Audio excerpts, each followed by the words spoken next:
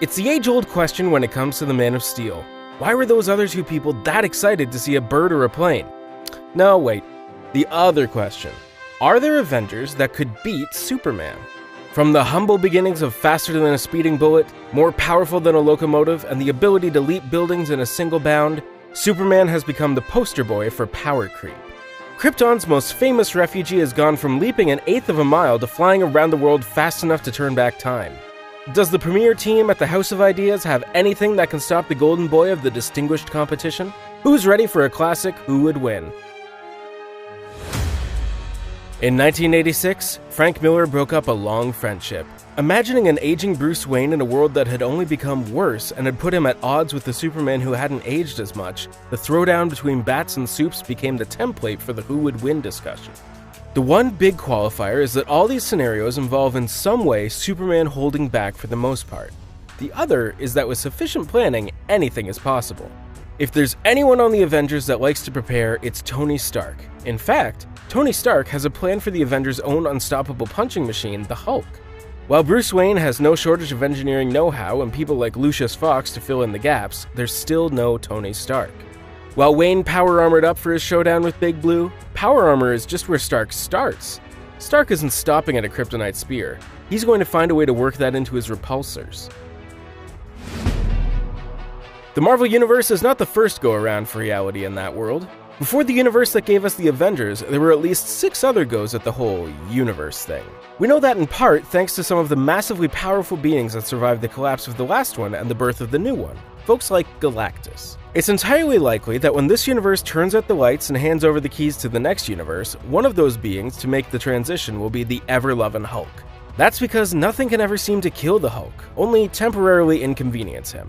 But all of that might be true of Superman as well. But there's another famous showdown with Supes that gives us a clue of how things might go down. One of the only beings to rack up a W on the Man of Steel is Doomsday, a being who got stronger the more you hit him. The Hulk's strength is only limited by his anger, and nothing angers up the Hulk like being punched. To beat the Hulk, Superman would have to resort to some uncharacteristically extreme measures. Given how relentless the Hulk can be, he might have to. The Marvel Cinematic Universe is just starting to realize what they have on their hands when it comes to Wanda Maximoff. Turns out, she's more than just the lost kid who can move things with her mind. She's the Scarlet Witch, and that's bad. Or good, I guess. Depending. While the big 3 of the Avengers ran themselves ragged trying to fight Thanos, Wanda was well on her way to making short work of the Mad Titan before he rained fire. And that's Wanda at half sad. At full, unaddressed grief with no outlet, she rewrote an entire town into an evolving sitcom. And all of that is mere kid stuff compared to what she's been capable of in the comics, where she's rewritten all of reality. In fact, the full extent of her powers aren't really that clear. But whatever it is, it makes the other most powerful people in the Marvel Universe nervous. There's another layer that makes this already potent opponent a problem. One of Superman's only weaknesses is magic, and magic is the source of the Scarlet Witch's power. By now it should seem clear that if you mess with one, you get the other when it comes to Scarlet Witch and her vision. Though with Scarlet Witch packing the big punch, you don't always get the Vision to the rescue. You more need Vision around to make Wanda happy enough to not start rearranging reality. Vision against Superman is not a foregone conclusion. But ultimately, and this is true of any matchup really, smart money is on the man from Krypton. Remember, these are people who could beat Superman. They could also all lose. Especially if Superman goes all out. Vision has a lot going for him, but doesn't have that big power, but rather the combinations of powers that could rack up a W for the Synthezoid. Vision can adjust his density up to 90 tons, but at that point he can't move himself and Superman can. But it's the other end, the intangibility is where Vision would shine as long as he works quick. A trick he got from Ultron makes him hard to put down, and that's his nanite body with each nanite containing Vision's program. Presumably any of those nanites can reconstruct Vision. You're really gonna need someone to deliver the goods, though you're gonna want to go where Vision got his sparkling personality, at least in the pages of the comics. In the MCU, Vision might be a combination of Stark, Banner, Ultron, and the Mind Stone. In the comics, he's almost all Simon Williams, the Wonder Man. As the name kind of suggests, there's not a lot of daylight between Superman and Wonder Man. With a similar list of powers and abilities, Wonder Man adds being made up entirely of ions in the mix, giving him a new raft of powers including embiggening and energy manipulation, which could be used to cut off Superman's all-important power source, our yellow sun. Stacker Osgard, professionally known as Starhawk, has a complicated origin story even for comics. The highlights are secret parents, raised by space rogues known as the Reavers, bonded with another powerful being, and blessed by a hawk god. You know, that old yarn. While Starhawk has those cosmic-level powers to hold his own against Superman, the real edge comes with Starhawk's extra quirk. He's done all this before. He's been forced to relive his life while remembering everything that's happened before. Not everyone gets a mulligan. Starhawk is a bit of a ringer though, as he was an honorary Avenger when the Guardians of the Galaxy were involved with Korvac. Part of that complicated backstory for Starhawk is the secret daddy, Quasar and his crazy powerful quantum bands. Quantum bands are, of course, powerful weapons created by the being Eon to give to a protector of the universe. When Wendell Vaughn put them on, he was just trying to protect Stark Enterprises' property from AIM. The bands took a liking to him and his sense of restraint even with great power, and S.H.I.E.L.D. liked him for his willingness to do good with his great power. As for what the quantum bands do, well, you know how in modern sci-fi when they need a crazy no-way piece of technology to exist, they just put quantum in front of it? Well, that's what the quantum bands do. Kind of whatever you need them to. They manipulate quantum energy, and who's to say what limits that has?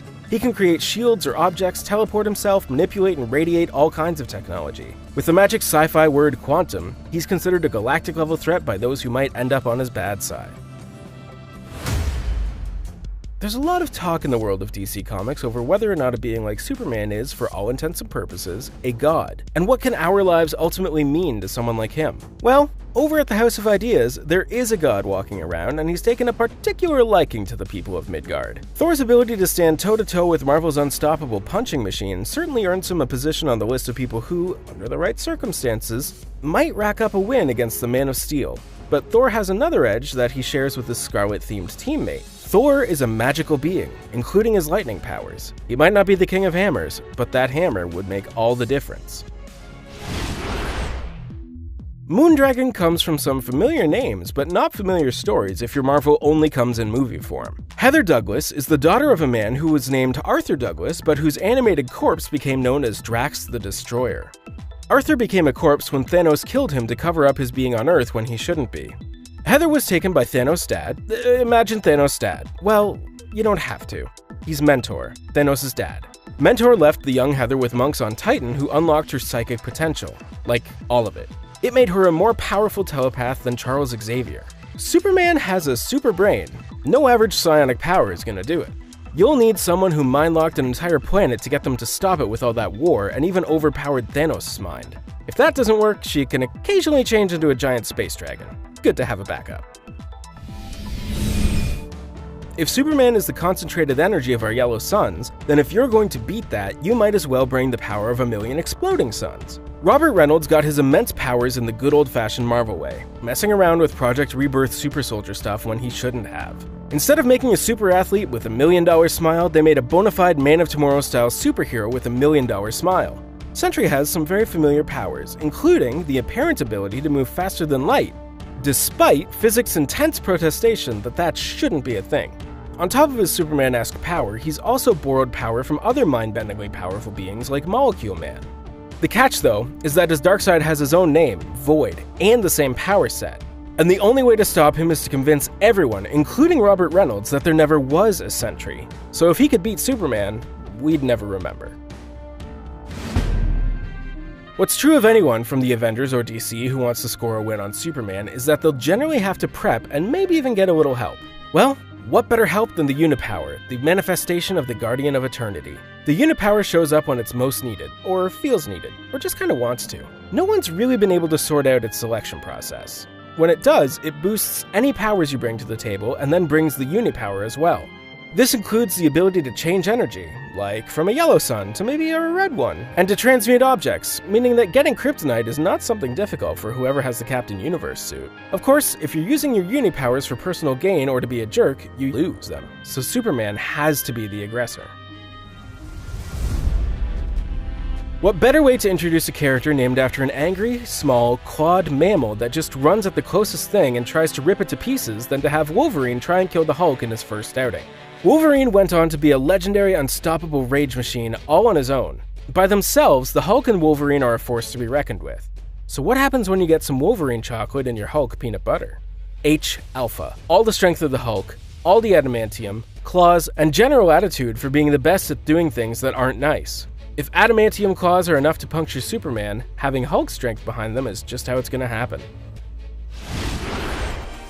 Robbie Reyes is the most recent recipient of the Spirit of Vengeance, making him a Ghost Rider. Unlike former riders like Johnny Blaze and his stepbrother Danny Ketch, this one had nothing to do with being Zarathos. Robbie is possessed by the spirit of a serial-killing relative. Aside from favoring a Dodge Charger over the traditional motorcycle, Reyes isn't as into the loner routine.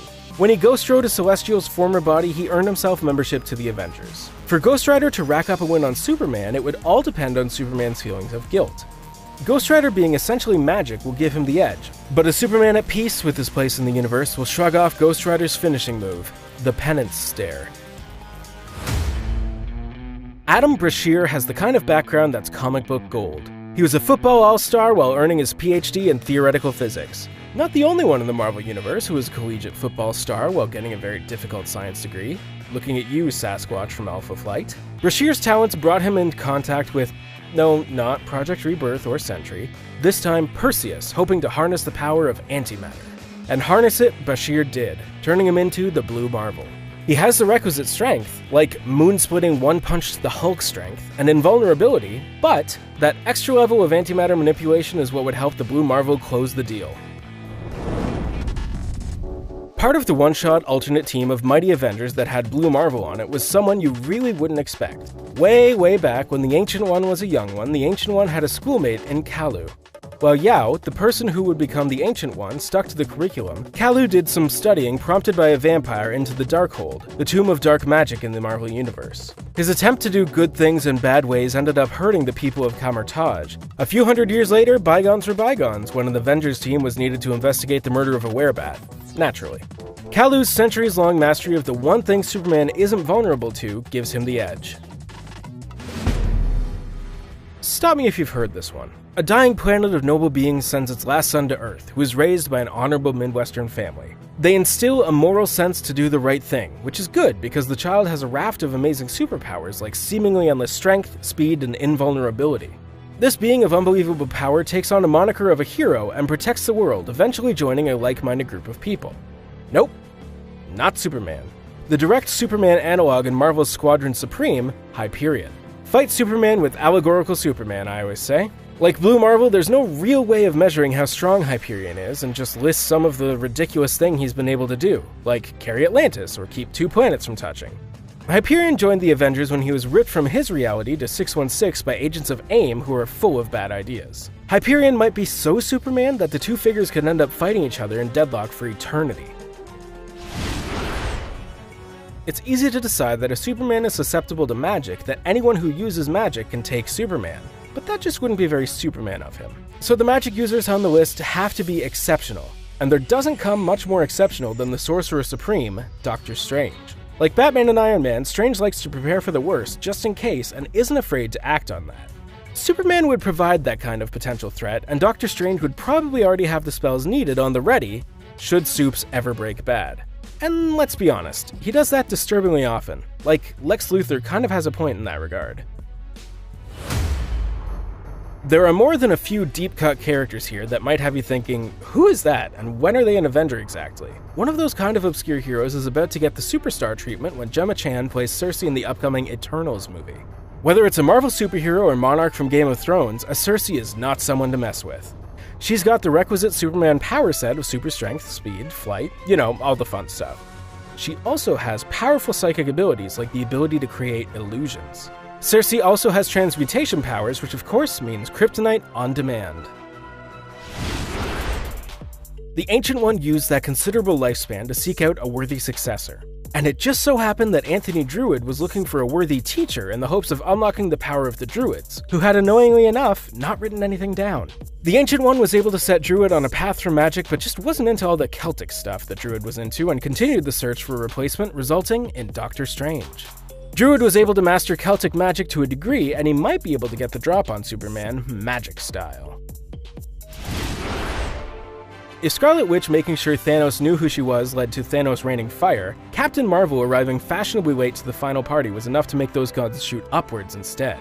That's because whether it's comics or movies, Carol Danvers, aka Captain Marvel, is a force to be reckoned with. If all the energy manipulation and super strength and power beams don't do the job, she too has transmutation abilities to create kryptonite. When in doubt, kryptonite. Of course, none of this is to say any of these people would win, but rather could win. Superman's whole thing is being unbeatable, so most times in most situations, he's gonna win the fight just by being Superman. For the Man of Steel, it's the punches he doesn't throw that matter.